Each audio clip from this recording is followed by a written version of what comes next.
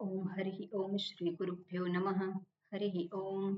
ओम सहनाववतु सहनौ भुनक्तु सह वीर्यं करवावहै तेजस्विनावधीतमस्तु मा विद्विषावहै। ओम शांति शांति शांतिः।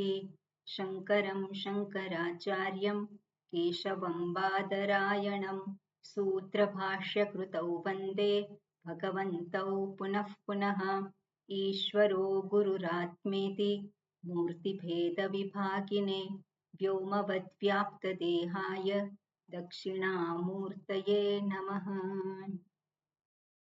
दयाकरं दयाकारं दान्तं धर्मप्रवर्तकं प्रणमामि दयानन्दं मदाचार्यवरं परम्। ओके, मंगलाचरण जय बिंदाबेन અને પહેલો મંત્ર।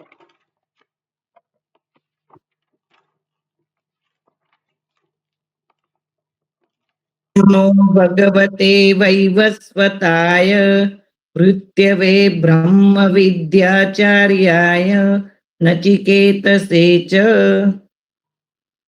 ऊर्ध्वमूलो वाक्शाकः ईशुस्वत्थः सनातनः तदेव शुक्रं तद्ब्रह्म तदेवामृतमुच्यते तस्मिन् लोकस्कृता सर्वे तदुनातेति कश्चन एतद्वै तत्।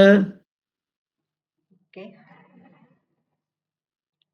બરોબર। આપણે સંસાર રૂપી વૃક્ષનું નિરૂપણ છે એ જોઈ રહ્યા છીએ અને સંસાર રૂપી વૃક્ષ જેમાં આપણે વ્યવહાર કરીએ છીએ, જેનો અનુભવ કરીએ છીએ, એ અધ્યાસ વગર સંભવિત નથી। એટલે પૂર્વે અધ્યાસની વાત કરી। અધ્યાસ વગર કોઈ પણ વ્યવહાર સંભવિત નથી। એટલે અધ્યાસ એટલે શું છે? અધ્યાસ એનું કારણ શું છે? તો અધ્યાસનું કારણ શું છે? અજ્ઞાન, અવિવેક છે। અવિદ્યા, અવિવેકનું કારણ શું છે? અજ્ઞાન। અને અજ્ઞાન જે છે એ અવિદ્યા આપણે કહીએ છીએ। તો અજ્ઞાન કે અવિદ્યા કેમ છે? તો એનો જવાબ ના મળે। કેમ? કારણ કે અજ્ઞાન કે અવિદ્યા જે છે એને અનાદિ કહેવામાં આવે છે। બરાબર?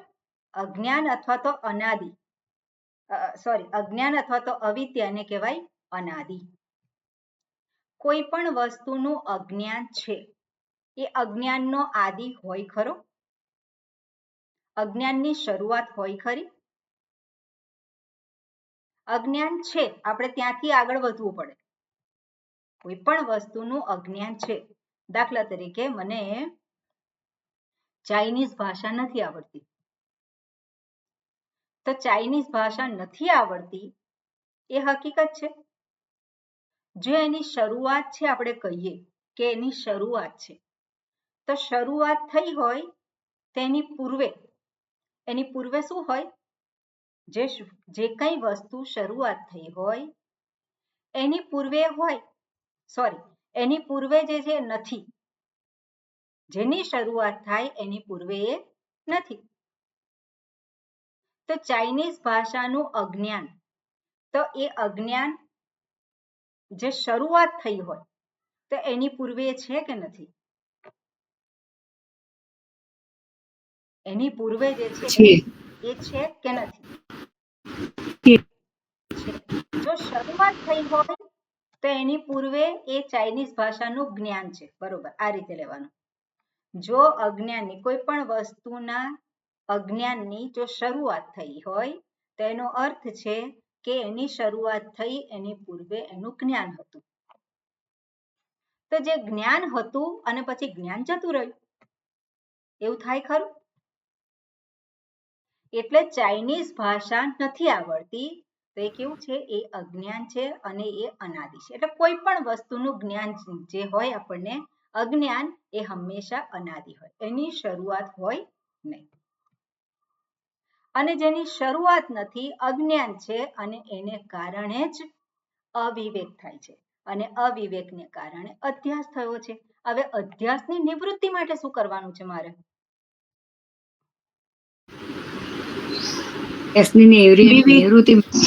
જેવું છે વિવેકથી જોવું, જે જેવું છે તેવું જાણીને અધ્યાસ દૂર કરવો. બરોબર. એટલે વિવેક કરવો. અને વિવેક કરીએ કેવી રીતે? તો જ્ઞાન છે. જ્ઞાન એ શું કરે છે? વિવેક કરાવે છે. અને જ્ઞાન કયું જ્ઞાન? હું મારી જાતે જ્ઞાન પ્રાપ્ત કરું એ નહીં, પણ શાસ્ત્ર થકી, શાસ્ત્ર જે દર્શાવે છે એ પ્રમાણે હું જ્યારે અનુસરું, એ પ્રમાણે વિવેક કરું, ત્યારે અધ્યાસ રહેતો નથી. અને અધ્યાસ નથી રહેતો તો અધ્યાસ જે છે એ અધ્યાસનું કાર્ય જે છે એ પણ રહે નહીં. એટલે આપણે અધ્યાસનું કાર્ય જે સંસાર વૃક્ષ છે, અને સંસાર વૃક્ષ, સંસાર એટલે અનુભવ સિદ્ધ, સંસાર એટલે શું છે? અનુભવ સિદ્ધ સુખ દુઃખ.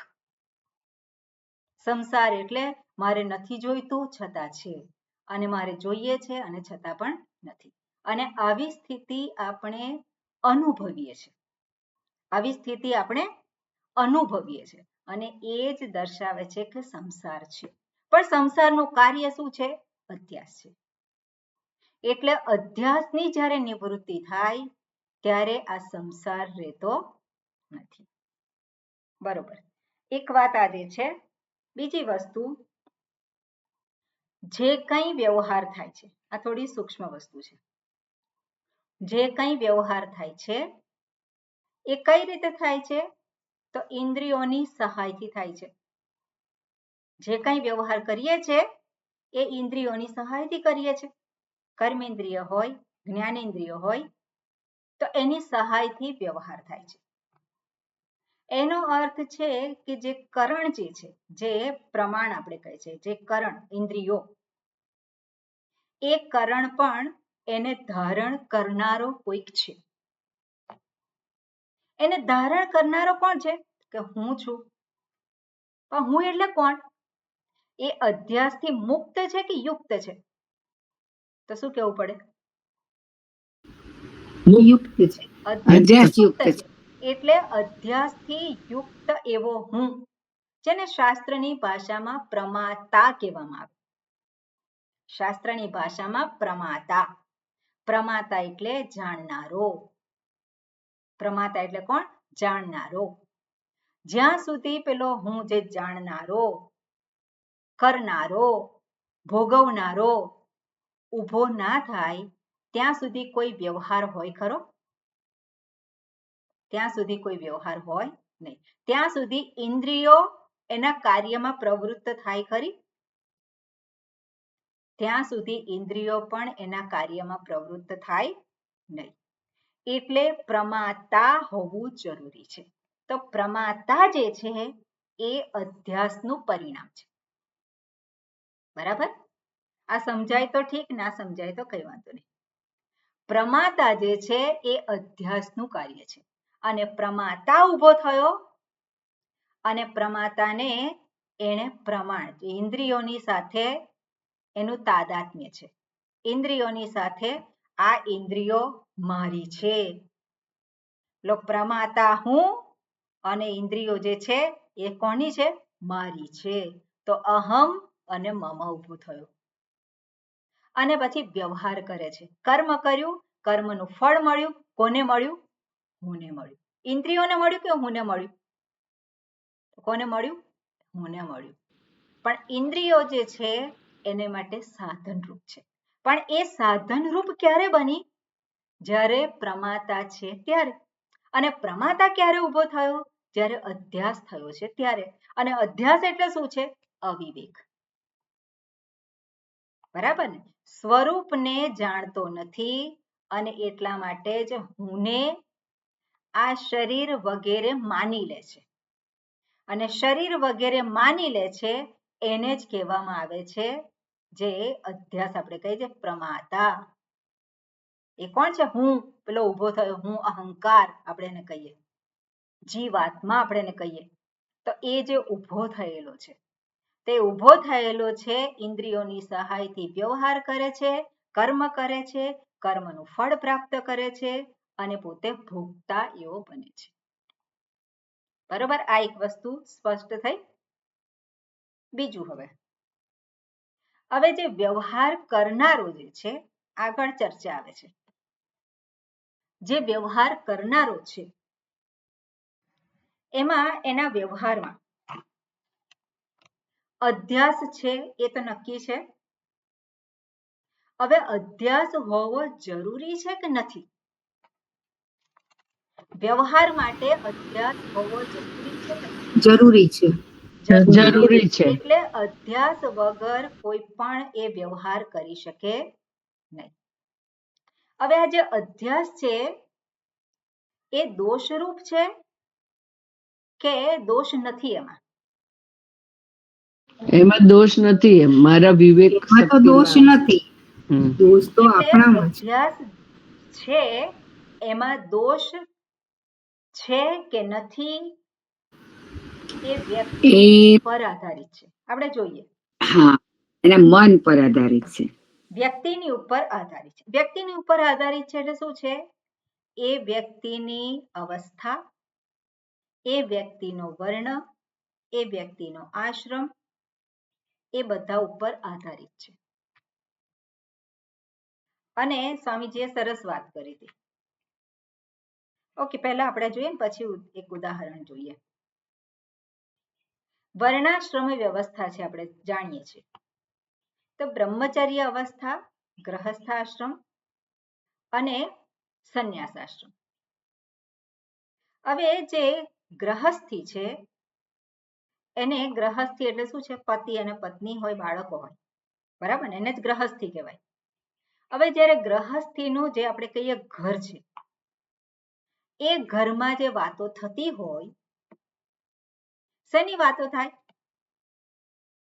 તો વાતો કરતા હોય, છોકરાઓની વાતો કરે, સંબંધીઓની વાતો કરે. તો એ વાતો કરવી એ દોષરૂપ છે કે પછી નથી? નથી. દોષરૂપ નથી. પણ સંન્યાસી જે છે આવી વાતો કરે તો દોષરૂપ છે. દોષરૂપ છે.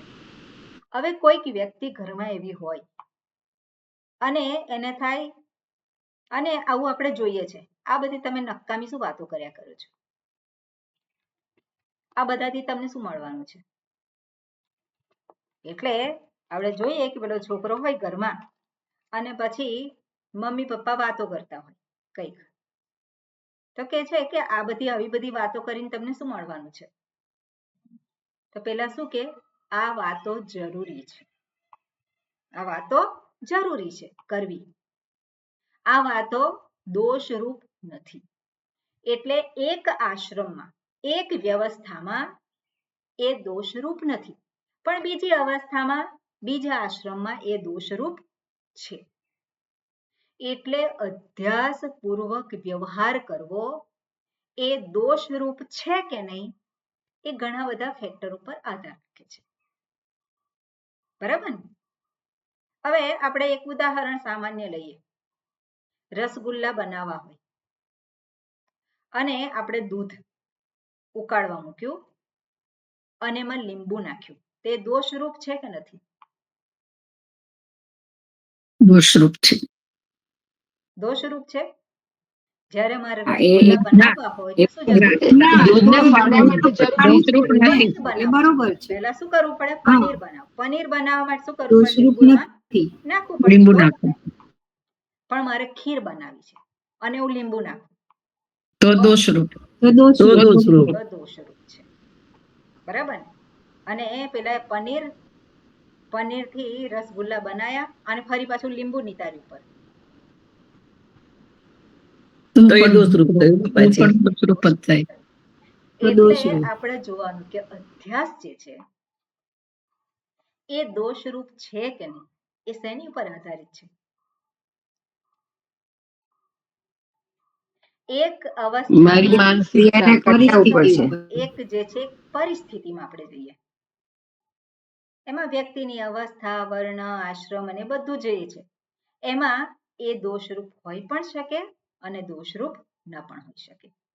એટલે કેટલુંક જે અધ્યાસ પૂર્વક કાર્ય કરે એને દોષ રૂપ ગણવામાં આવે નહીં, કારણ કે વ્યવહાર એ વગર સંભવિત નથી. બરાબર, એટલે આ એક વાત થઈ. બીજું, હવે જે કંઈ વ્યવહાર થતો હોય છે, કોઈ પણ વ્યક્તિ હોય, જ્ઞાની અને અજ્ઞાની, બરાબર, એ વ્યવહાર કરે છે તો વ્યવહાર હંમેશા અધ્યાસ પૂર્વકનો જ હોય. જ્યાં સુધી હું પ્રમાતા ન બનું ત્યાં સુધી વ્યવહાર સંભવિત છે કે નથી? જ્યાં સુધી હું પ્રમાતા ન બનું ત્યાં સુધી વ્યવહાર સંભવિત નથી. એટલે જ્ઞાની પુરુષ જે પોતાના અકર્તા સ્વરૂપને જાણે છે, અભોગતા સ્વરૂપને જાણે છે, જે પોતાને પ્રમાતાનું સ્વરૂપ, જ્ઞાન સ્વરૂપ, ચૈતન્ય સ્વરૂપ એવા સ્વરૂપને ઓળખી લીધું છે, તો એને અધ્યાસ છે કે નથી? એના માટે અધ્યાસ નથી. એને અધ્યાસ નથી. વ્યવહાર કરે છે કે નહીં? વ્યવહાર કરે છે. હવે જે અધ્યાસ જે છે એ કેવો છે? બાધિત અધ્યાસ. એને શું કહેવાય? બાધિત અધ્યાસ. વ્યવહાર કરવા પૂરતો અધ્યાસ છે.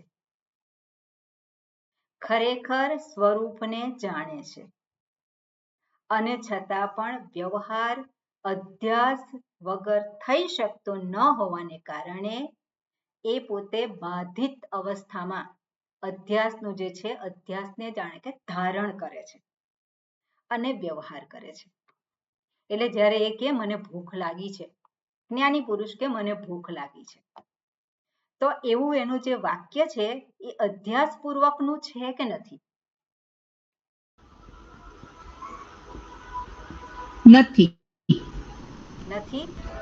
અધ્યાસ પૂર્વક ના કહેવાય, જ્ઞાની પુરુષ કારણ કે એને ખબર છે કે આ તો શરીરની જરૂરિયાત છે. એ જ્ઞાન વસ્તુ જુદી છે, પણ જ્યારે એ કે મને ભૂખ લાગી છે અને હું ખાઉં છું, હું જઉં છું, અધ્યાસથી જ વ્યવહાર શક્ય છે, એટલે એ એટલે અધ્યાસ એમને વ્યવહાર બાધિત જે છે એ અધ્યાસ પૂર્વક એમાં અધ્યાસ છે. પછી જ્ઞાની પુરુષનો હોય કે અજ્ઞાની પુરુષનો હોય. એટલે જ્ઞાની પુરુષ થાય એટલે વ્યવહાર બદલાઈ જાય એવું હોય નહીં. એને ભૂખ લાગે એવું, ભૂખ ન લાગે એવું હોય નહીં. એને ઠંડી ન લાગે એવું હોય નહીં. એને ગરમી ન લાગે એવું હોય. એટલે ગરમી લાગે તો એ કે મને ગરમી લાગે છે, તાવ આવે તો એ કે મને તાવ આવે છે, કે નહીં? કોને તાવ આવે છે? ત્યાં એ વિવેક કરે છે. ત્યાં શું છે? વિવેક છે. અને એટલા માટે શું છે કે આ વિવેક થવાને કારણે સ્વરૂપનું ભાન છે અને જે કંઈ તકલીફો થાય છે એનાથી એ પોતે ડગી જતો નથી, એનો સ્વીકાર છે.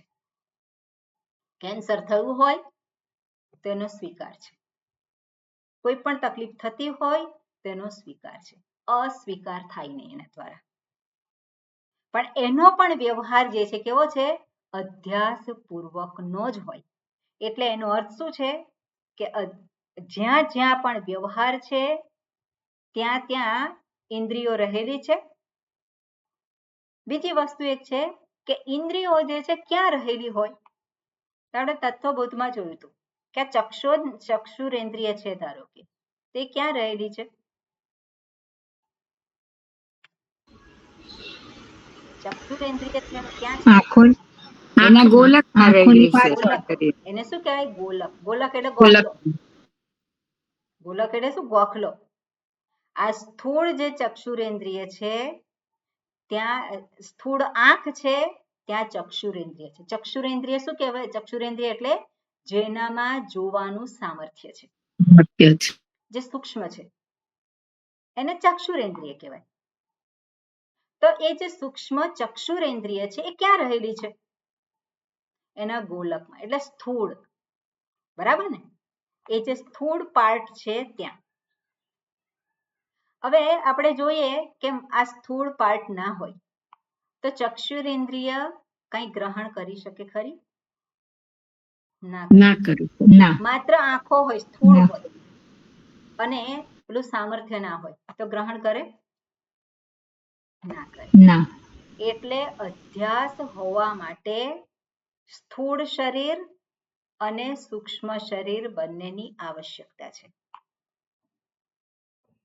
સ્થૂળ શરીર અને સૂક્ષ્મ શરીર બંનેની આવશ્યકતા છે અને તો જ અધ્યાસ સંભવિત છે અને તો જ ત્યાં પેલો પ્રમાતા એવો ઊભો થાય. એ વગર પ્રમાતા ઊભો થઈ શકે નહીં. અને પ્રમાતા ઊભો થયો એટલે વ્યવહાર થાય છે અને વ્યવહાર છે એનો અર્થ છે કે અધ્યાસ છે. અધ્યાસ એટલે શું છે? પ્રમાતા છે ત્યાં.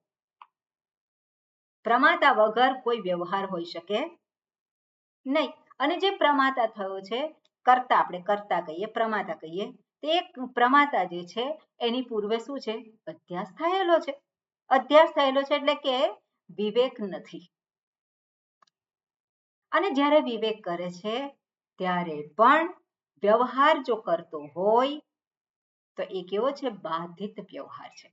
એટલા માટે શાસ્ત્રમાં આપણે આ શબ્દ સાંભળ્યો હશે, બાધિત અહંકાર. બાધિત અહંકાર એટલે શું છે? એટલે અહંકાર છે પણ અહંકાર કેવો છે? માત્ર વ્યવહાર પૂરતો છે, એમાં સત્યતા નથી. પણ જ્યાં સુધી સત્યતા આપેલી છે અહંકારને અથવા તો પ્રમાતાને, ત્યાં સુધી સંસાર છે. અને એ સંસાર છે તે સંસાર વૃક્ષ જે અધ્યાસ પૂર્વ છે. અધ્યાસ પૂર્વ છે એટલે જેની પૂર્વમાં અધ્યાસ છે. જે સંસાર વૃક્ષની પૂર્વમાં અધ્યાસ થયેલો છે. એ સંસાર વૃક્ષ કેવું છે એનું અહીંયા નિરૂપણ કર્યું છે. હવે આ સંસાર રૂપી વૃક્ષને એમાંથી બહાર નીકળવું હોય, એમાંથી આપણે મુક્ત થવું હોય તો શું કરવું પડે? સંસાર રૂપી વૃક્ષ જે છે એનો નાશ કરવો પડે, એને કાપવું પડે. અને એ કાપવાનું કેવી રીતે? વિવેક થકી, જ્ઞાન થકી, બરાબર? અને જ્ઞાન અને વૈરાગ્ય જે શાસ્ત્ર દર્શાવે છે. અને એ જે સંસાર વૃક્ષ છે એના થોડાક વિશેષણ આપણે જોયા. ઓકે, એમાં શું કહ્યું છે? પહેલેથી આપણે થોડીક સામાન્ય જોઈએ. અવિચ્છિન્ન જન્મ જરા મરણ શોકાદિ અનેક અનર્થાત્મકમ. જેમાં ન જોઈએ એવું બધું જ રહેલું છે. તો જન્મ છે, જન્મનો તો કોઈ વાંધો નથી કોઈને, પણ જરા નથી જોઈતી, મૃત્યુ નથી જોઈતું, મરણ શોક નથી જોઈતો. તો જે નથી જોઈતું એવું બધું જ છે. એટલા માટે શું કે અનર્થાત્મકમ. પ્રતિક્ષણમ અન્યથા સ્વભાવઃ. પ્રતિક્ષણ શું છે? અન્યથા એટલે એ બીજું જ કંઈક છે. એના વિશે આપણે સ્પષ્ટ રીતે કહી શકીએ નહીં કે આ આવું જ છે. એટલે પ્રતિક્ષણમ અન્યથા સ્વભાવઃ. પછી ઉદાહરણ આપ્યા. માયા મરીચી ઉદક. માયા એટલે જાદુ, જાદુની જેમ છે અને નથી. મરીચી ઉદક, તો મરીચી ઉદક છે નથી અને છતાં દેખાય છે. ગંધર્વ નગર, તો ગંધર્વ નગર કેવું છે? જ્યારે જોઈએ ત્યારે દેખાય છે, પછી રહેતું નથી. તો એવું જ છે દ્રષ્ટ નષ્ટ સ્વભાવત્વાત. આ સંસાર વૃક્ષ કેવું છે? આના જેવું જોઈએ છે અને બીજી ક્ષણે જતું રહેશે. એટલે આવ્યું અને ગયું. અવસાને ચ વૃક્ષવત અભાવાત્મક. જ્યારે એનું અવસાન થાય, એને કાપી નાખવામાં આવે ત્યારે એ રહેતું નથી. અભાવાત્મક એટલે એ છે જ નહીં, હતું નહીં અને છે નહીં. અભાવાત્મક. કદલી સ્તંભવત નિસ્સાર. જે પેલા કેળનું થડ હોય એની જેમ એમાં કોઈ સાર રહેલો નથી, એમાં કોઈ પ્રયોજન નથી. સંસાર રૂપી વૃક્ષમાં કયું પ્રયોજન? તેમાં કોઈ પ્રયોજન નથી. સ્વામીજી કહેતા હતા કે આ જે જગત જે છે કે સંસાર છે એમાંથી મેળવવા જેવું હોય તો શું છે? મેળવવા જેવું હોય વિવેક અને વૈરાગ્ય. વૈરાગ્ય મેળવવા જેવું છે. વિવેકપૂર્વકનો વૈરાગ્ય એ મેળવવા જેવું છે. એટલે નિસ્સારહ એટલે એમાં કોઈ આપણું પ્રયોજન, આપણો અર્થ, આપણો લાભ એમાંથી પ્રાપ્ત થાય એવું કાંઈ છે નહીં. એટલે નિસ્સારહ અનેક શત પાષંડ બુદ્ધિ વિકલ્પાસ્પદ. અને આ જગતના વિશે, આ સંસારના વિશે અનેક પાષંડ બુદ્ધિ, આ બુદ્ધિ જે છે કેવી છે? છેતરનારી છે. એટલે અનેક જે વિચારો જે છે જગતના સંદર્ભમાં, સંસારના સંદર્ભમાં, હું કોણ છું, આ જગત કેવું છે, એ ઈશ્વર કોણ છે, કેવો છે, બધાની પાસે એનો જવાબ છે. કઈ રીતે છે? પોતે વિચાર કરે છે, આગવી રીતે વિચાર કરે છે. અને એટલે અનેક શું કહેવાય? અનેક વિચારો છે. અને એવી જે છે તો અનેક બુદ્ધિ વિકલ્પાસ્પદ તત્વ જિજ્ઞાસુભિ અનિર્ધારિત ઇદમ તત્વ. તત્વ જિજ્ઞાસુ જેને સત્યને જાણવું છે, જેને સત્યનો નિશ્ચય કરવો છે, એના દ્વારા અનિર્ધારિત ઇદમ તત્વ, આ જે સંસાર જે છે, આ સંસાર એટલે આ ઇદમ એનું તત્વ શું છે? આ સંસારનું તત્વ અનિર્ધારિત, એના વિશે સ્પષ્ટ રીતે કહી શકે નહીં. એટલે જગતમાં કોઈ એવી વસ્તુ નથી કે જેના વિશે સ્પષ્ટ રૂપે એ કહી શકે. એટલે અનિર્ધારિત ઇદમ તત્વમ, પણ એ નિર્ધારણ કરી શકે. તત્વ વિજિજ્ઞાસુભિ વેદાંતેન નિર્ધારિત પરબ્રહ્મ મૂળ સારહ. તો એના દ્વારા જ્યારે વેદાંતની સહાયથી એનો વિચાર કરે તો એ જે સંસાર વૃક્ષ છે એનું મૂળ, એનું મૂળ અથવા તેને શું કહેવાય? એનું અધિષ્ઠાન, એનું અધિષ્ઠાન કોણ છે? એ પરબ્રહ્મ, પરમાત્મા છે. અને પરબ્રહ્મ મૂળ સારહ, એનું જે સાર, એનો એસેન્સ શું છે? તો કે પરમાત્મા છે. એટલે જે કંઈ ઇદમ ઇદમ ઇદમ ઇદમ ત્યાં છે સર્વત્ર છે વગર આ કહીએ છે ઇદમ ઇદમ એ રહી શકે નહીં. એટલે સર્વ જે કંઈ સંસારમાં જે કંઈ નામરૂપ છે એની પાછળ એનો સારરૂપ છે જે પરમાત્મા એ છે જ, એનું સાર છે. ઓકે, હવે આગળ શું કહે છે કે હવે આ સંસાર વૃક્ષનો સાર એ પરમાત્મા છે. હવે અવિદ્યા કામ કર્મ અવ્યક્ત બીજ પ્રભવ. સંસાર વૃક્ષ જે છે જેનો સાર પરમાત્મા છે, એ સંસાર વૃક્ષ કેવી રીતે આવ્યું? તો તેનું બીજ છે. બીજ વગર વૃક્ષ આવી ના શકે. તો બીજ શું છે એનું? અવિદ્યા કામ કર્મ.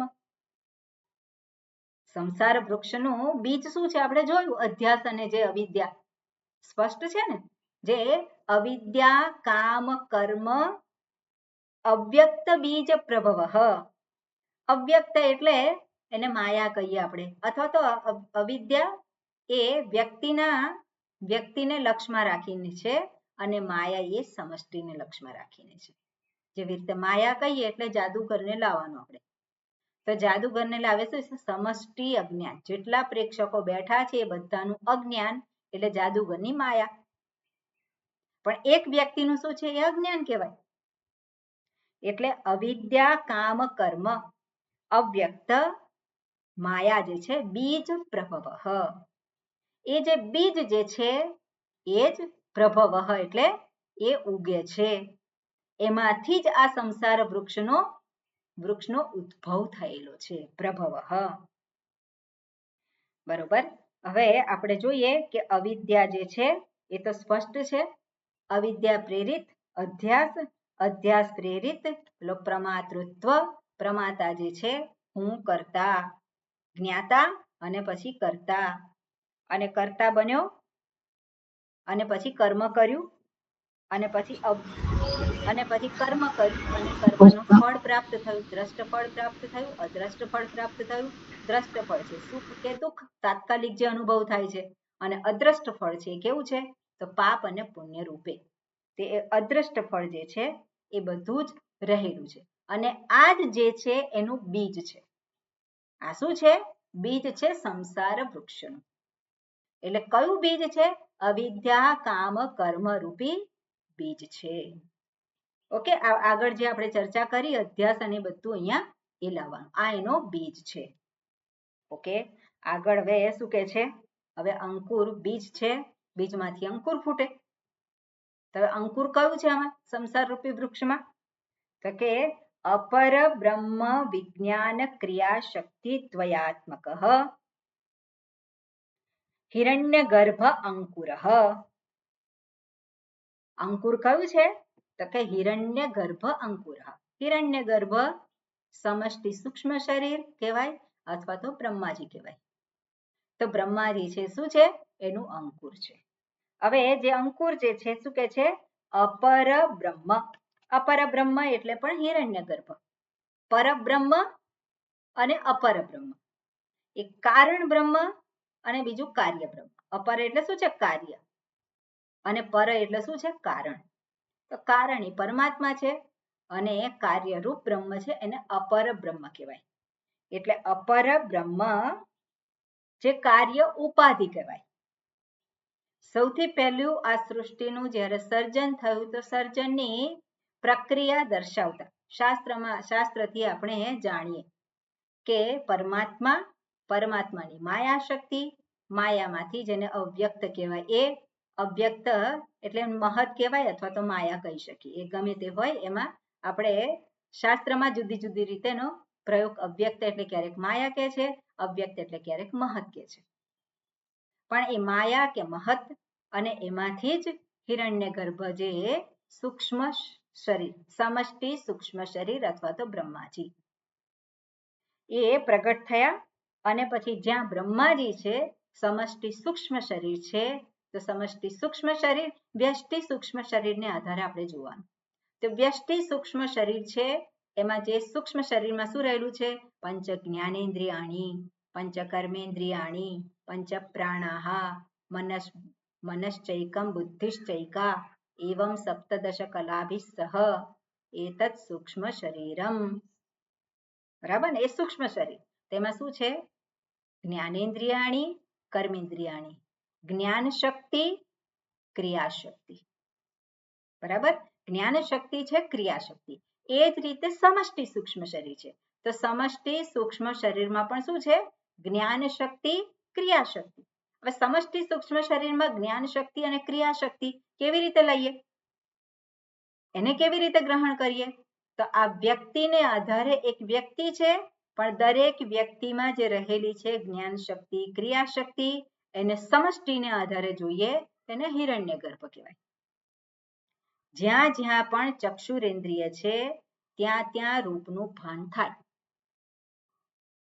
તો વ્યષ્ટિને આધારે આ એક ચક્ષુરેન્દ્રિય કહેવાય પણ સમષ્ટિને આધારે શું કહેવાય? સૂર્ય.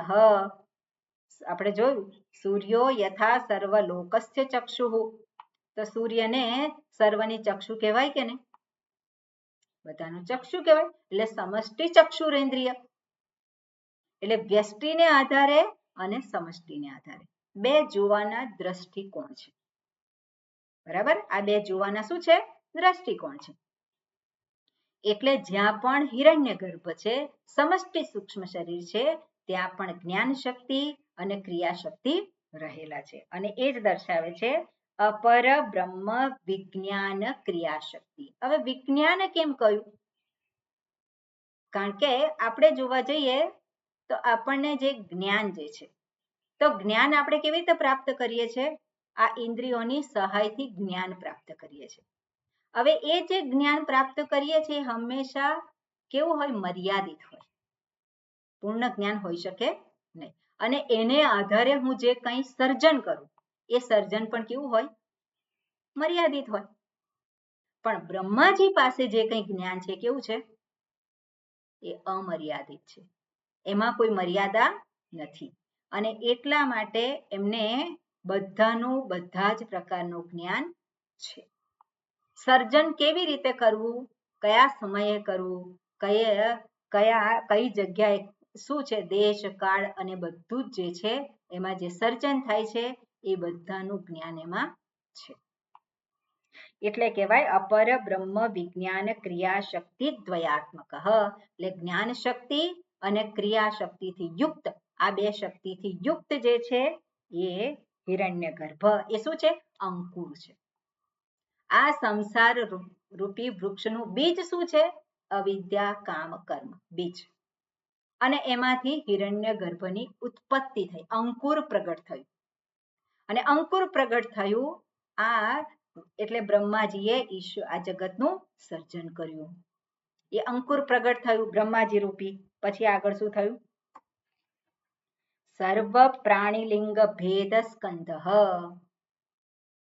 સ્કંદ જે છે એને શું કહેવાય, ઓકે, પછી આગળ જે છે બરાબર એનું સ્કંદ, સર્વ પ્રાણીલિંગ ભેદ સ્કંદ. સ્કંદ એટલે આપણે શું કહીએ કે એનું થડ, બરાબર ને, એનું જે સ્ટેમ, સ્ટેમ એટલે શું છે, અંકુર ફૂટે અને અંકુરમાંથી પેલી જે મુખ્ય ડાળ, મુખ્ય જે થડ જેનું જે છે એ પહેલા થાય અને પછી એની નવી પછી એ ફૂટે, બીજા બધા શું કહેવાય કે બીજી ડાળીઓ જે છે એમાં એ ફૂટે. તો એ શું છે અહીંયા મુખ્ય જે કહેવામાં આવે, સર્વ પ્રાણી લિંગ ભેદ સ્કંદ. તો બધા જ પ્રાણીઓનું લિંગ, લિંગ એટલે અહીંયા લેવાનું સૂક્ષ્મ શરીર, સર્વ પ્રાણીઓનું સૂક્ષ્મ શરીર જે છે એ જે છે શું છે, એ સ્કંદ છે. સૂક્ષ્મ શરીર ન હોય તો સ્થૂળ જે છે એનું કોઈ મહત્વ રહેતું નથી. એટલે સૌથી પહેલા શું આવ્યું તો કે સૂક્ષ્મ આવ્યું. એટલે અંકુર ફૂટ્યું અને અંકુરમાં શું આવ્યું, એ સામર્થ્ય પહેલા આવ્યું, સૂક્ષ્મ સામર્થ્ય પ્રગટ થયું. એટલે સર્વ પ્રાણી લિંગ ભેદ સ્કંદ, એટલે બધા જ જે સૂક્ષ્મ શરીર જે છે એ પ્રગટ થયા. અને સૂક્ષ્મ શરીર કેવી રીતે પ્રગટ થાય છે, તો સૂક્ષ્મ શરીર ક્યાં રહે, સ્થૂળ શરીરમાં. સ્થૂળ શરીર કેવી રીતે પ્રાપ્ત થાય, તો વ્યક્તિના પુણ્યને કારણે. તો પાપ અને પુણ્ય જે છે એને આધારે સ્થૂળ શરીર, અને સ્થૂળ શરીર જે પ્રાપ્ત થયું છે એને અનુકૂળ સૂક્ષ્મ શરીર. એટલે દરેક જેટલા જીવાત્માઓ છે એને આધારે, એના કર્મને આધારે, એના પાપ પુણ્યને આધારે આ સૂક્ષ્મ શરીર પ્રગટ થયા. સૂક્ષ્મ શરીર પહેલા પ્રગટ થયા. ઓકે, અને પછી શું છે કે તત્ત તૃષ્ણા જલાશેકોદ ઉદ્ભૂત દર્પ. ઓકે, એટલે એમાં એક જ સેકન્ડ, સર્વ પ્રાણી લિંગ ભેદ સ્કંદ હિરણ્ય ગર્ભાંકુર. ઓકે, એટલે આની અંદર આપણે લઈ લેવાનું છે કે સૂક્ષ્મ શરીર પ્રગટ થયા સાથે સ્થૂળ શરીર પણ પ્રગટ થયા. માત્ર સૂક્ષ્મ શરીર પ્રગટ થયા એવું નહીં, પણ વ્યક્તિના પાપ અને પુણ્યને આધારે જે સૂક્ષ્મ શરીર પ્રગટ થયા, પણ એનો આધાર કોણ છે, સ્થૂળ શરીર છે. સ્થૂળ શરીર વગર સૂક્ષ્મ શરીર હોઈ શકે નહીં. એટલા માટે એ ઊભું થયું. અને પછી આ જે ઊભું થયું, આપણે પ્રાણી આપણે કહીએ, જુદા જુદા જે જીવો ઊભા થયા, તે જીવોને બનાવી રાખનાર, એ જીવોને એને ખાતર પાણી આપનાર. કારણ કે જે પણ પેલું અંકુર ફૂટ્યું હોય અને અંકુર એમાંથી પેલી ડાળી નીકળે, તો એને શું કહેવાય કે ખાતર પાણી જરૂર હોય. તે ખાતર પાણી કયા છે, તો કે તત્ત તૃષ્ણા જલાશેકો ઉદ્ભૂત દર્પ. સરસ વાત કરી છે. જે કંઈ જીવોનો જન્મ થયો, જીવોનો જન્મ થયો એટલે શું છે, શેનો જન્મ થયો છે, જીવોનો જન્મ થયો એટલે કોનો જન્મ થયો છે, સૂક્ષ્મ શરીર, સ્થૂળ અને સૂક્ષ્મ શરીર, સ્થૂળ અને સૂક્ષ્મ શરીર, સ્થૂળ શરીર. સ્થૂળ જન્મ શરીર સ્થૂળ શરીરનો થાય, સૂક્ષ્મ શરીર તો દેખાતું નથી, જોડાઈ જાય. એટલે સ્થૂળ શરીરનો જન્મ થયો અને ત્યાં સૂક્ષ્મ શરીર રહેલું છે. હવે સ્થૂળ અને સૂક્ષ્મ શરીર જે જ્યાં રહેલું છે ત્યાં પ્રમાતા છે કે નહીં? પ્રમાતા કેવી રીતે છે? અજ્ઞાનને કારણે, અવિદ્યાને કારણે આ સ્થૂળ શરીર સાથે અને સૂક્ષ્મ શરીર પણ છે ત્યાં. અને આપણે જોઈએ કે ચૈતન્ય એ સર્વત્ર છે, પણ એ ચૈતન્ય પ્રતિબિંબિત થાય છે સૂક્ષ્મ શરીરમાં. સૂક્ષ્મ શરીર અંતર્ગત સૌથી પહેલા અંતઃકરણમાં, કારણ કે અંતઃકરણ જે છે એ સત્વ ગુણમાંથી બનેલું છે. એટલે અંતઃકરણમાં એ પ્રતિબિંબિત થાય છે અને પ્રતિબિંબિત થયેલ ચૈતન્ય પછી ઇન્દ્રિયોમાં, પ્રાણમાં અને સ્થૂળ શરીરમાં પણ એ પ્રતિબિંબિત થાય છે અને એટલે એ પણ ચેતનવાન થઈ ગયું છે. એટલે આ જે ચેતનવાન જે કહે છે પેલો હું, જે જીવ જે છે, તો જીવને શું છે એ તાદાત્મ્ય થયેલું છે. તાદાત્મ્ય કહેવા કરતા પણ એને અધ્યાસ થયેલો છે. બરાબર, આપણે જે જોયું એને આધારે જે પેલો અધ્યાસ થયેલો છે. અને અધ્યાસ થયેલો છે એટલે પોતાને માને છે શું? આ સ્થૂળ શરીર ધારી. એટલું જ નહીં, આ જે છે ઇન્દ્રિયો કોની છે? મારી છે. હું જોઉં છું, હું કરું છું. એ બધું શું છે? ત્યાં આવ્યું. અને એ જે આવ્યું, હવે એને બનાવી રાખનાર કોણ છે? તેને બનાવી રાખનાર પેલો અહંકાર. આપણે જોવાનું કે દિવસમાં પેલો હું શબ્દનો પ્રયોગ કેટલો કરીએ છીએ. જેટલો હું શબ્દનો પ્રયોગ કરીએ એટલું જ આજે શું કહેવાય એને પોષણ મળે છે.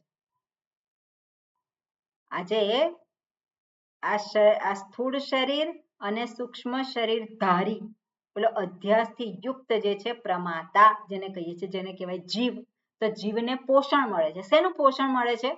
તો હું કે છે એને પોષણ મળ્યું. એટલે અહંકાર જળ છે.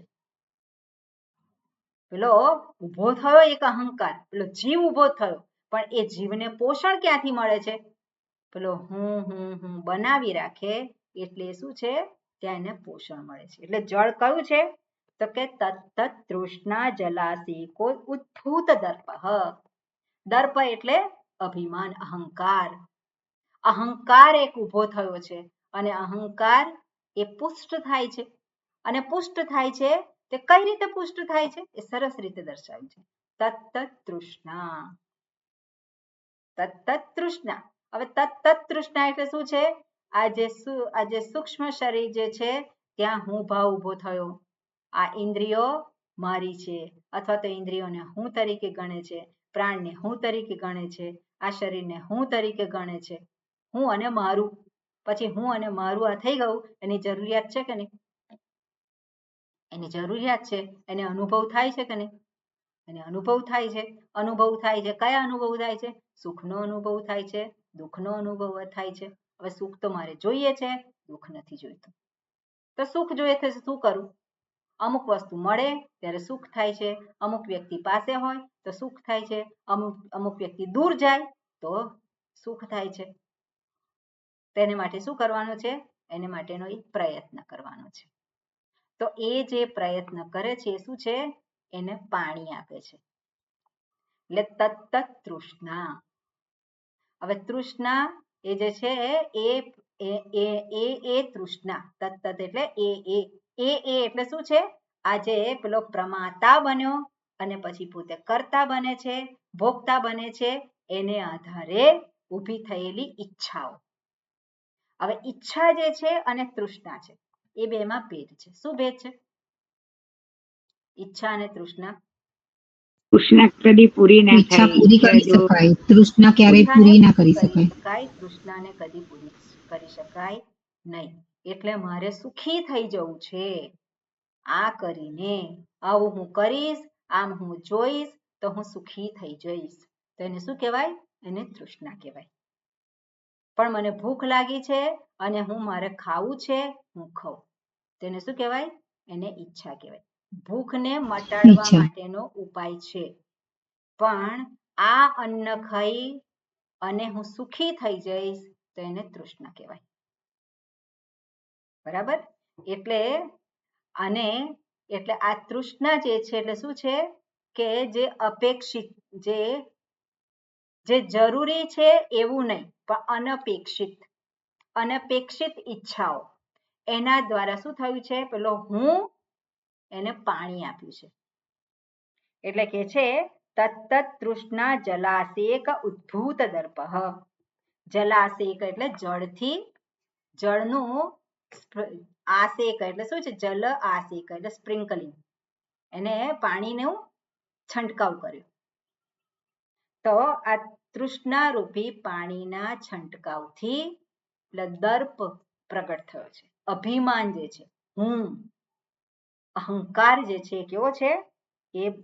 એ વધેલો છે. એટલે નિષ્ઠ વધારે એની અંદર એ પેલો નિષ્ઠા પ્રાપ્ત કરે છે. ઓકે, એટલું જ નહીં, ફરી પાછું શું છે? બુદ્ધિન્દ્રિય વિષય પ્રવાલાંકુરઃ. બીજી શાખાઓ એમાંથી ફૂટી. પ્રવાલાંકુરઃ એટલે શું છે? બીજી શાખાઓ. એક મુખ્ય છે પેલો અહંકાર, એક છે, અને પછી એ પોતે પુષ્ટ થાય છે, રૂષ્ટ થાય છે. કેવી રીતે? એ અહંકારને જ એમાં નિષ્ઠા રાખવાથી. નિષ્ઠા કેવી રીતે રહે છે? તો કે બધી તૃષ્ણાઓને પૂરી કરે છે. એમાંથી જ ફરી પાછું આગળ જે સંસાર વૃક્ષમાં શું થાય છે? ફરી પાછી ડાળીઓ ફૂટી બીજી. તો એ ડાળીઓ ફૂટી કઈ છે? બુદ્ધિન્દ્રિય વિષય પ્રવાલાંકુરઃ. તો બુદ્ધિ વગેરે ઇન્દ્રિયોને આધારે ફરી પાછું એની અંદર બીજી કૂંપળો ફૂટી એવું ના કહેવાય, પણ બીજી શાખાઓ. બરોબર? પછી આગળ શું કહે છે? શ્રુતિ સ્મૃતિ ન્યાય વિદ્યા ઉપદેશ પલાશઃ. પલાશઃ એટલે પાંદડા. એમાં પાંદડાઓ ફૂટ્યા. શું થાય? પેલું એક ઊભું થાય, પછી એની અંદર ફરી પાછું બીજું. આ પેલો જીવાત્મા છે, તો અહંકાર છે, તો નિષ્ઠ થઈ જ ગયેલો છે. અનેક ઈચ્છાઓ જે છે અને પૂરી કરે છે, અને એ રીતે એનું પેલું ચાલ્યા કરે છે, ને પાણી મળ્યા કરે છે. ફરી પાછું શું થયું? આ બુદ્ધિ તો છે, બધું જાણે છે, જગતને જુએ છે. જગતને જુએ છે એટલે ફરી પાછું શું થાય? ફરી પાછો પોતાનો વિકાસ કરે. ફરી પાછું દરેકને શું છે? મારો વિકાસ થવો જોઈએ. કેટલો વિકાસ? જે રીતે વિકાસ થઈ શકે એ રીતે. એટલે ફરી પાછી નવી ડાળીઓ ફૂટી. અને નવી ડાળીઓ ફૂટી તો કેવી રીતે વિકાસ કરે છે એ દર્શાવે છે. એટલે કે શ્રુતિ સ્મૃતિ ન્યાય વિદ્યા ઉપદેશ પલાશઃ. એમાં જે પાંદડા આવ્યા, અને પાંદડા છે કયા છે? શ્રુતિ. શ્રુતિ એટલે વેદ. સ્મૃતિ એટલે જે સ્મૃતિ ગ્રંથ છે, જેવી રીતે ભગવદ્ ગીતાને સ્મૃતિ ગ્રંથ કહેવાય. ન્યાય તો ન્યાયશાસ્ત્ર. વિદ્યા, ન્યાયશાસ્ત્ર વિદ્યા એટલે શ્રુતિ સ્મૃતિ પુરાણ, આજે ન્યાય સાંખ્ય.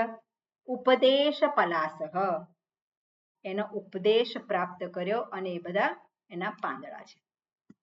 એટલે જ્ઞાન પ્રાપ્ત કર્યું. પેલા બુદ્ધિ છે, અને બુદ્ધિથી અનેક શું કહેવાય કે અનેક શાખાઓ, અનેક શું કહીએ કે ઇતિહાસ છે, ભૂગોળ છે, વિજ્ઞાન છે, તે બધી શું કહે? શાખા કહીએ ને આપણે. તો અનેક શાખાઓ જે છે એને અહીંયા પાંદડા ઉપશાખાઓ. એટલે શું છે? પહેલા ફેકલ્ટીઝ, પછી પાંદડા રહેલા છે. અને એ પાંદડા જે છે એ શું કરે છે? પાંદડા હંમેશા શું કરે? પેલા વૃક્ષને પુષ્ટ કરે ને પોષણ આપે. એટલે પોષણ મળે છે ને, એટલે અને આ જગતને જાણે છે. આ જગતને શું કરે છે? એ જાણે છે. અનેક બધા પાંદડાઓ છે. અને એટલે વિદ્યા ઉપદેશ. અને શ્રુતિ એટલે શું? ઋગ્વેદ, યજુર્વેદ, સામવેદ, અથર્વવેદ. જાણે, અને જાણે અને પછી કર્મોને પણ જાણે. તો કર્મકાંડ જેને કહીએ છીએ એને પણ જાણે. પછી શું કરવાનું છે? જાણ્યું પછી કર્મને જાણ્યા પછી શું કરવાનું છે? ત્યાંના પછી એને કર્મ એ કરશે કર્મ કર્મ કરવાનું કરે. અને કર્મ કરીને એટલે ફરી બધા આગળ ચાલવાનું છે. સ્મૃતિ બંધન ઊભા કરે. સ્મૃતિને પણ જાણે. સ્મૃતિમાં પણ શું છે? બધું આપેલું છે, એને જાણે. ન્યાય જે છે આ પેલી બુદ્ધિ છે એ પણ શું છે? એ જ ક્ષેત્રમાં પ્રવૃત્ત છે. એટલે આના થકી વિદ્યા ઉપદેશ પલાશ આ બધા એના પાંદડાઓ છે. અને એટલે આ પાંદડાઓથી આ સંસાર રૂપી વૃક્ષ કેવું થયું છે? આખું જાણે આચ્છાદિત થઈ ગયું છે. આ પાંદડાઓથી સંસાર રૂપી વૃક્ષ જાણે કે ભરાઈ ગયું છે. એટલે જોઈએ કે કેટલા ક્ષેત્ર છે જ્ઞાનના. અનેક ક્ષેત્ર છે. કોઈ એક વ્યક્તિ બધા ક્ષેત્રને પામી શકે? ના પામી શકે. પણ બધા જુદા જુદા ક્ષેત્રમાં બધા કરે છે. પણ એ જે કંઈ જ્ઞાન પ્રાપ્ત કરે છે એ એને ક્યાં રાખે છે? આ સંસારમાં જ રાખે છે. કારણ કે એનાથી અહંકાર પુષ્ટ થાય છે. અહંકાર જ્યાં સુધી નિવૃત્ત ના થાય ત્યાં સુધી શું છે? આ બધું જ જે જ્ઞાન પ્રાપ્ત કરેલું છે એને કોઈ કામનું રહે. એના માટે શું છે? એક બાધક રૂપ છે. એટલે શ્રુતિ સ્મૃતિ ન્યાય વિદ્યા ઉપદેશ પલાશ. ન્યાય જે કહ્યું છે એટલે પેલો ન્યાય એટલે શું છે? તર્ક. અને તર્ક કરનાર આપણે જોઈએ તો પેલા વૈજ્ઞાનિકો હોય કે મોટા મોટા જે પેલા બૌદ્ધિક ક્ષેત્રમાં આગળ પ્રવૃત્ત થયેલા હોય તો એ બધા શું છે? એ તર્કને આધારે જ બધું કરે છે. પણ એ તર્કને આધારે પણ બધું જાણવા માટે જ પ્રવૃત્ત થયેલા છે. પણ એ જે કંઈ જાણે છે શું છે? એ આ સંસાર વૃક્ષના આ પાંદડાઓ સમાન જ છે. એટલે ન્યાય વિદ્યા ઉપદેશ પલાશ. ઓકે, એના પછી સરસ વાત કરે છે. યજ્ઞ દાન તપ આદિ અનેક ક્રિયા સુપુષ્પ. હવે એમાં પુષ્પ આવ્યા, એમાં ફૂલ આવ્યા. કયા ફૂલ આવ્યા? તો કે યજ્ઞ. પેલો જાણ્યું કર્મકાંડ ને શ્રુતિને જાણ્યું એટલે શું છે? યજ્ઞ દાન. સ્મૃતિ જે છે સ્મૃતિ ગ્રંથમાં કહ્યું દાન કરો, દાન. તપ શ્રુતિમાં કહ્યું હોય, સ્મૃતિ ગ્રંથમાં કહ્યું હોય તપ. અને આદિ અનેક ક્રિયા. જ્ઞાન પ્રાપ્ત કર્યું અને જ્ઞાનમાંથી ક્રિયા પ્રગટ થઈ. અનેક કર્મો પ્રગટ થાય. હવે કોઈ પણ જ્ઞાન પ્રાપ્ત કરે પછી એનાથી એ પ્રમાણે કર્યા વગર રહેવાય નહીં. તો જાણે કે આ જગ્યાએ કંઈક મળે એવું છે, જાણ પછી એનાથી રહેવાય નહીં ત્યાં ગયા વગર. આ બહુ સરસ છે તો સરસ છે તો અનુભવ કર્યા વગર રહેવાય નહીં. એટલે શું છે? અનેક ક્રિયા સુપુષ્પ. અનેક કર્મો રૂપી અનેક ક્રિયાઓ રૂપી એમાં ફૂલ આવ્યા. આ ફૂલ આવે એટલે ફળ આવે. કયું ફળ છે? સુખ દુઃખ વેદના અનેક રસ. અને સુખ દુઃખ અને બીજા અનેક રસ છે. કેટલા રસ છે? કેટલા રસ છે? બધા અનુભવ સિદ્ધ છે. રસ એટલે આના રસ નથી, ખારો ખાટો મીઠો એટલા રસ નથી. આ તો અનેક રસ છે. એટલે બધાને એવું થાય કે મારા જેવું દુઃખ તો કોઈને નથી. બધાને એવું થાય મારા જેવું દુઃખ કોઈને નથી. એટલે એ શું છે? અનેક રસ છે. એટલે દુઃખ વેદના અનેક રસ. સુખ દુઃખ વેદના અનેક રસ. પ્રાણી ઉપજીવી અનંત ફલ. પ્રાણી ઉપજીવી આ બધા પ્રાણીઓ છે જે પ્રાણની ક્રિયા કરનારા બધા શું છે? પ્રાણીઓ, જીવો. અને બધા કેવા છે? ઉપજીવી. ઉપજીવી કોને કહેવાય? બીજાને આધારિત જેનું જીવન છે એને ઉપજીવી કહેવાય. ઝાડ હોય ને ઝાડ ઉપર એક વેલ ચડે તો વેલ એનું પોતાનું પોષણ કઈ રીતે પ્રાપ્ત કરે? એ ઝાડમાંથી. એને વળગેલી હોય અને એને આધારે ટકેલી હોય. એ જ રીતે આ બધા જ જે છે જીવો એ કેવા છે? ઉપજીવી. કોઈકને આધાર લઈ અને ટકેલા છે. એટલે પ્રાણી ઉપજીવી અનંત ફલ. એ બધા શેની પર આધાર રાખે છે? અનંત ફળ. હંમેશા આશા છે. શેની આશા છે? ફળની આશા છે. આ મળે આ મળે આ મળે આ મળે. અને એ જ એને ટકાવી રાખે છે. ક્રિયામાં ટકાવી રાખનાર કયું છે? આ મને લાભ થશે, આવું થશે, એ શું છે? ઉપજીવી. એને આધારે પેલો ટકી રહે છે. અને એટલું જ નહીં, આ બધું જે છે આશા છે એટલે એ પેલો કર્મ કર્યા જ કરે છે. એનો અંત આવે છે ખરો? એનો અંત નથી આવતો, એટલે એ ચાલ્યા જ કરે છે. એટલું જ નહીં, હવે આગળ શું કહે છે? તત્ત તૃષ્ણા. આગળ જોવું આપણે. સલીલ, પાણી પણ એને મળ્યું. સલીલ અવશેક, એને પાણી છાંટેલું છે. પ્રરૂઢ, અને એનાથી દ્રઢ થયેલ. દ્રઢ થયેલ શું છે? જટિલીકૃત દૃઢબદ્ધ. એનાથી જટિલીકૃત શક્તિશાળી બન્યું, દ્રઢ બન્યું. દ્રઢબદ્ધ મૂળ. હવે આ બધાથી એને આ બધું મળ્યું એટલે મૂળ કેવું થયું? અહંકાર કેવો થયો? પુષ્ટ થયો. આ બધાથી એ વધારે સિંચાયો. અને પછી એને માટે ફળ જે છે કયા છે? સત્યનામાદિ સપ્તલોક બ્રહ્માદિ ભૂત. સત્યનામાદિ તો 14 લોક જે છે એનું નિરૂપણ કરે છે. ટૂંકમાં જોઈએ, પછી ફરી આપણે જોઈશું. તો સત્યનામાદિ સપ્તલોક, ઉપરના લોક જે છે બ્રહ્માદિ લોક, બ્રહ્માદિથી શરૂ કરી અને પછી જે આપણે આજે કહે છે મર્ત્ય લોક સુધી, અને એ બધા જ લોકમાં એને એ જાય છે ત્યાં. એટલે આ સંસાર રૂપી વૃક્ષ જે છે એની અંદર આ સપ્તલોક છે, અને સપ્તલોકમાં એ પોતે ત્યાં જઈને રહે છે. કઈ રીતે રહે? એને કંઈક જોઈએ રહેવાનું સ્થાન. એટલે શું કહે છે? બ્રહ્માદિ ભૂત પક્ષી કૃત નીડ. જેવી રીતે પેલા પક્ષીને માળો જોઈએ એવી રીતે આ બધા જીવો જે છે એને માળો છે. વૃક્ષમાં એ પોતાનો માળો કરે છે.